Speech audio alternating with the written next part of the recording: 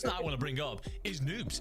Not just because he's having himself an incredible tournament on the slaying side of things. We all talk about him as like this glue player. He makes teams do well just because he does the things that no one else wants to. This guy can play anchor, he can fry, he can also sit in the middle of the two and do the bits that needed.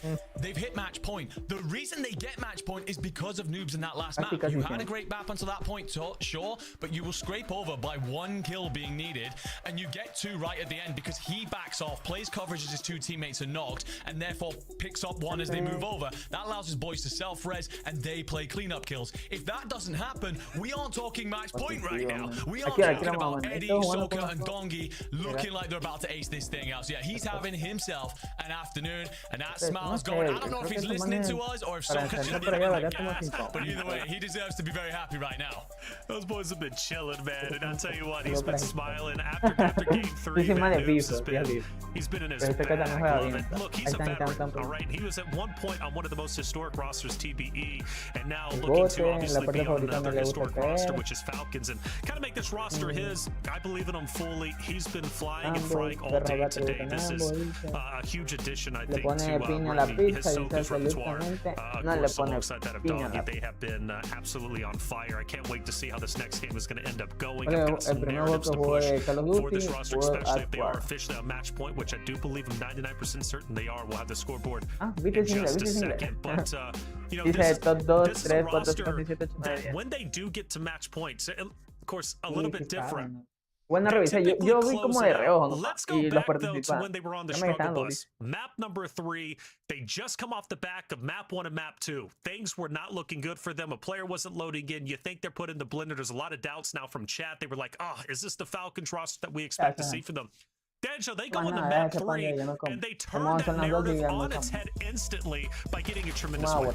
I mean, yeah, that is exactly what you want to see if you are a Falcons, you know, obviously fan. Is that, you know, obviously we know that this is a team that, you know, will walk into any tournament. They're confident. These 3 players legitimately think nobody on the map can gun them, and they're kind of almost true, right? Like, when they get there, it's just this delusional level of confidence. But how do they perform when maybe they don't have that level of confidence to fall back on? Turns out they're still going to keep shooting like exactly how we know and love. Or like you mentioned, it's map 1 and map 2, not great due to some technical issues. A-okay. Map 3 is the first map they are a full 3 roster, and it's the first map that they come out frying. Currently, our number 1 game of the day when in terms of kills, dropping 24 in the win in that game. And it's for the reason you're seeing right here. They clear out Boat, they get a lot of kills Main Street, and it's just this wrap on over into Lumber to clear out so many of these teams and just kind of just drop one squad after another to get them to that point. And this is, I think, was the spark they needed to realize, hey, we can get back into this tournament. We can be the top dogs. We can be able to be that first seed across match point threshold. And they did, right? And obviously, it started on drop 3. That was a tremendous performance from them, and really kind of showcased. Look, the mental was there. You're talking about veterans on all accounts, and Ahsoka, who's able to bring it in, obviously, for this roster quite well. And again, the closer. Closing out now that he is on the match point. I firmly believe that they can in this introduction of Doggy, which is just a brilliant player, always locked, never blinks. The guy's Dogwick, okay? Plain and simple. All right. Hey, I had to try. They had match 1 guy. No, you didn't have to do anything. I had to. It's contractually obligated to drop it out. No, it's a great roster. They're here. And the question is, do they get challenged? They were challenged once. Do they get challenged again to try and shut them down? And I gotta tell you guys, historically, teams that are on match point, Danjo, they don't get challenged. Well, why would you? Like, it's kind of dumb to really go out of your way and try and challenge them, right? I think if anything, if you are one of these other rosters, you just have to realize that maybe they're playing a little bit passive, right? Because they're playing for the win right now. So we saw in that one game where a team like Team Vitality was able to kind of swoop on in and throw them into the blender. That's what I want to see more. I want to see more of teams not being afraid to push Boat if they need to, if that's the best position. Unfortunately, when I look at this list of teams, and so far what we've seen so far, there's only a couple of squads that I think have the capabilities of doing that, right? Vitality's one, Los Carrillos is another one, Twisted Minds, and maybe Ravens, right? Are the only squads that can maybe think of that could potentially do that. So you're going to have to kind of wait and see, you know, are you going to be in a position to make that play and execute execute on it if you want to try and keep this tournament going. Big game from the Falcons, 35.2 coming out from them, but nice to see T1 wake up. Question is it a little bit too late? Yeah, I think so. I mean, look, it might be a case of, we've talked about, sorry, excuse me, cough coming through there. It was a long day in the venue yesterday, all right? 12 hours of shouting at the players playing. But T1, yeah, look, the thing is for them, they talked about this yesterday. It's a case of they have very little LAN experience. Obviously, Echo a LAN champion, but Spam, this is first disrupt, this is second. If it doesn't go well, that's one thing. Did they expect it to go this poorly? No, I don't think so. But if you can build through this afternoon, manage to turn yourself into a respectable performance, then that's certainly experience, that's certainly gained, that's progress. I don't think you get close to match point now. I think we get close before that. I agree with what Coach said before. I will say, looking at those drop 7 results though, Twisted Minds were on a heater. 17 kills to drop in 8th is a ridiculous performance. They managed to see themselves through to the later stages of that one. They could have been putting up anything north of 30 points. So yeah, great stuff out of them. A couple of teams going big right now, but I will say Vitality dropping a knife there. They get blessed by the fact that Gentlemates have a bad game because they're right on that cusp of potentially getting through. They don't want to be looking over their shoulder. Gentlemates get nothing. That's going to help them a lot. Yeah, that's right. So, well, you can also account for Ravens still trying to gatekeep Vitality and Gentlemates both the same. They've been highly consistent all day today. So good on them for doing so. But Twisted Minds do get away with the bag. Obviously, those 20 points are going to be huge for them. We take a look. There it is. Falcons have officially reached the match points, which means, chat, now they just need to win a game. If they win this next game, they are your champions. Wherever the other teams landed, well, that's where they landed. If you're outside of top 4, that's it. It is. And a very well, let's asterisk that and put a very important note here, my friend. We're on match point. If Twisted Minds finish inside the top 4, they are already qualified to EWC as defending champions. That qualification position moves down one. So it would now include Vitality. So, that suddenly changes the conversation a lot. And again, going back to that last match, Vitality, poor performance, sure, but the fact that Gentlemates dropped nothing, if they dropped like a 25-30 point game, as we know they're very capable of, they'd have been right up behind them, challenging for that final potential spot. Okay, that's definitely a good point, especially with them having a 30-point lead over the team just below them. Yeah. So they are sitting in a great spot at the moment. For the other rosters down there, 11th through 16th, time is definitely running short, depending on how many games we get. You go back to EWC last year, we had, what, 6 teams on match point. We could still get to that very moment, but only time will tell. Falcons are on fire. Twisted Minds, the closest one to potentially. Yeah, and I think that's really the key thing to think here, that if Falcons don't ace this, very real possibility that with them playing maybe a little bit more passive, not having to go out and find as many kills there, that could open up the map for a team like Twisted Minds who, you know, they only need 26 points if they want to be able to cross that threshold and to be able to get on in there. And that's where conversations get very, very interesting. And if we keep going, man, don't count T1 out yet. They were 16th going into that last game. After that, they're now currently sitting in 8th. We could see some streaks happen. I don't know. I've seen miracles. They've been great. All I know is that we are going to have some great Warzone coming on up. It's not over till it's over. Anything is possible. 7 games done. 8 game about to come your way. Falcons on match point. Will they close it out or will we get more? Let's find out. Spider Tiff Coach, take it away. Thank you so much, Taylor Reflections Noble, and our amazing desk. Tiff, is this gonna be the final game? Holy cow. Also, great point from Enigma. The fact that we're kind of playing for top 5 with Twisted Minds up there because of that spot that's already assured. It's actually a huge value at it. It actually makes T1's chances still possible. I don't want to keep harping on them, but they were our top seed or one of our top 2 seeds going into this one. Yeah, I'm going to go ahead and agree with some of the things the desk were saying, Goj. If it doesn't end here, we are in for a crazy journey. And I can't imagine the caliber of a lobby that we have here today on LAN for DreamHack Birmingham, that they're going to allow this to happen. I don't think that they're going to go out of their way to necessarily land on the Falcons, but I think they're going to be really cognizant that that team does usually take up a lot of space at boat at the start of each and every map. And the way they just kind of filter out, determining on where that circle goes and pulls, as you can see, fans are like just surrounding the area. This is the beginning of the end. Beginning of the end. We're in the end game. The question is, how long will the end game last? Folks, we see you in the venue. We wish you were there with you, but it has been a blast to commentate and analyze this amazing event. Job's not finished, though. The Falcons are thinking the same. They say, well, we did the first part. Now it's time for the second part. And will they ace? Like Danjo said, it is a technical ace. If they get to match point and then immediately win the next game that follows it, a tall order, but they do have some room for error. They do have some margin as they are the only team that have breached the threshold.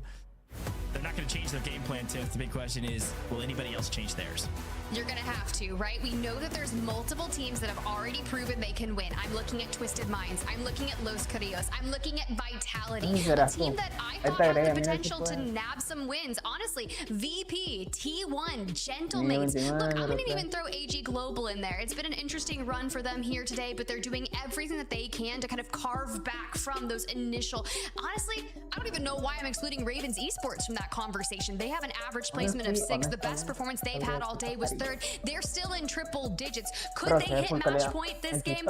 Probably not. Within the next 2 they could, and I think that's why it's so important for the Falcons to ace. Virtus Pro right there on the left-hand side of your screen, currently situated in 6th. Their average placement just inside the top 10 goes. Not where you want to be. We know they have the fragging potential. We saw their best performance in the most recent game with that 3rd place. So let's get crazy. Let's get into it. Oh my God. Listen, I know our casters and analysts hyped up noobs already. I will bring up the fact that I'm looking at individual kill tallies. Okay, we showed them not too long ago. Noobs is at the top of that list. He is our top fragger on the day with 47 kills through 7 games. Shifty in 2nd at 45, and Nielsen is at 43. Okay, those are top 3 fraggers on the day. And so a big shout out to the desk talking about and hyping up Nielsen. He is having a breakout tournament. We've known this player is really strong, had a crazy end to yesterday's open, and today is putting on a show for us as well. So you were right in calling out Ravens Esports. They still have a great chance here. They truly do. You got the Gentlemates on the screen now. Not going to be too happy with their performance, right? A ton of big tournaments. They've been in 2nd place. Now, mind you, this is just looking to qualify for that major one in Riyadh, right? That EWC, the former Twisted Minds being that most recent LAN championship there. But it's all about getting there. And that's right, guys. If you're just tuning in, match point activated for the Falcons. And I feel like noobs on your screen over there. By the way, 96% kill efficiency. And he's just like, yeah, that's me. That's me. I did that. Yeah, that means he's putting down a crazy amount of damage, but that damage is being converted into kills. So he is being extremely efficient with the bullets that he throws down range. A big shout out to the Falcons, obviously the team to watch, and we'll be watching a lot of them in this map because nearly any engagement where their anchor is in trouble, we have to pay attention to. Otherwise, though, I want to highlight some of those other teams. Again, Twisted Minds. I think the desk brought it up. They only need about 26 points to breach our threshold. Gotta shout out our LATAM region being represented now by Los Carrillos. They are at 118.6 points, right? So they only need, what, 31.4 points? That's definitely feasible for them. Ravens Esports holding down our 4th place position at 110. They need a 40-point game, of which nobody's been able to breach, but still technically possible. Everybody else is close. Our 5th currently is Vitality, and they have almost a 30-point margin over Virtus Pro, who's in 6th, by the way. So this is, here's a look at it in the top right. This is our top 5, and technically speaking, if the tournament were to end right now with nobody else getting any points, these top 5 would make EWC because Twisted Minds already have an assured spot. So that's how it works. The team that's just off of this list, Tiff, that I just mentioned, Virtus Pro, they're 77.8 points. They have a lot of work to do, and they desperately need the Falcons to not win here if they want a chance to make EWC. Yeah, Gosh. I mean, look, a trend that I've noticed throughout our games that we've played thus far is the point sponging that has been occurring inside our top 5. This is why it's been so difficult for our teams that are situated outside the top 5 to be able to breach that gap. You mentioned Virtus Pro being about 38-ish points back from the 5th place position. That's a full game. That's like saying, hey, our top 5 just, you know, hey, don't play this one. VP's got a points jump that we've got to get. And that's saying they got a banger game to do so, right? That's where things are going to get difficult. Lotus 8, you could say the same thing. Now, how is T1 going to keep counteracting that? They had their best game in map number 7 with 36.4 points. You're going to need multiple ones of those to breach that, right? Yeah. And if you want your qual now and you don't want to qual in Atlanta, You got to do something about it. Well, look, and as much as we're kind of hypothetical Harrys yet again, it is worth mentioning the 6th through 10th spot have a spread of 5.2 points. 6th is 77.8. 10th is 72.6. That's how close. Spectre. That's how close. Yeah, that's Spectre and 10th. Gentlemates are in there. T1's in there. Lotus 8's in there. Virtus Pro. That's how tense and tight the mid pack is. Which means that the Falcons don't close out soon and we keep going for a little while, all of those teams will absolutely have a chance to still make EWC off of this, event alone. So, yeah, a lot of what ifs, a lot of question marks, but the main one that we continue to have to bring ourselves back to is, will the Falcons ace? And so I am excited to see what happens for a team like Virtus Pro, who's got great energy, but unfortunately couldn't get things going today. And again, the other big what if that I brought up is, where do people land now? Now that the Falcons are on match point, does that change anything for anybody? If you're at the bottom of the leaderboard, maybe it does. Maybe you want to keep this thing going. AG Global, they kind of went for broke last game, Tiff, and they got 9 kills, I think it was, in like 3 minutes, but then they got broke. They got full wiped early. So I don't know. Okay, so here's the deal. You want to know that if like the bottom teams on the leaderboard are going to maybe do something crazy. As we look here at VP, real quick, they're locked in. Gentlemates, you know what? They're in that kind of cluster you were talking about. But for Fun in 12th place, AG Global, G2, Clown, FLS's team, these are the teams that are south of 70 points on the leaderboard. They have nothing to lose and everything to gain. None of them have gotten a win yet in our series. The capabilities are definitely there. Hell, you've got AG Global, FIFA Kill. He's won LAN before. That team is stellar, just hasn't found their footing just yet. Bubble, Flanked, and Juju coming in from Fun. They won through the open and they're in 12th. They've just struggled to get a hold on that mid-map scenario. But if you change things up here and you decide, mind you, Fun Esports was talking about potentially challenging the Falcons on boat. You have nothing to lose, guys. Yeah, you true. literally could go boat. That's true. You could see Fun return to form there and go. To be fair, talking about Fun is about as expected for them, in my opinion. They win the open land because nobody else is at boat, and they're a really strong team. But they haven't really had a home this competition, and so, or in the finals rather, and because of that, they've been struggling a bit. Could go back to boat, go chalk for chalk, and see what happens. Fun conversations, and we need to continue them because, of course, we want to make sure this potentially final lobby is as sound as possible. So let's bring back in Taylor. Let's bring back in our analysts and continue the Yapathon. Gentlemen, hi. Fun conversation starter. Falcons have won 2. Vitality's won 2. Los Carrillos has run 1-2. What the fuck, bro? We have one more team, Twisted Minds, that have won our 7th map. Other than that, we have no other winners. Do you really see anybody else winning maps today? It's a good question. It's a good question. For me, I would say no. Personally, I'm saying no. I'm saying no. I think that's it. I really do. Does Falcons win this next one? Honestly, I don't know. But I would say, I think Twisted Minds most likely is going to be the closest. Los Carrillos has kind of taken my heart. My favorite personally, out of all the teams that have competed today, they've been on fire. I don't know. Nigma, you've got a different opinion? Yeah, I mean, obviously I would love my Gentlemates to get one, but I think the team I'm going to lean towards is going to be T1. They realistically should have had one in that last map. I think that you get caught a little bit between trying to pick 3 or 4 fights. You're a little bit too aggressive.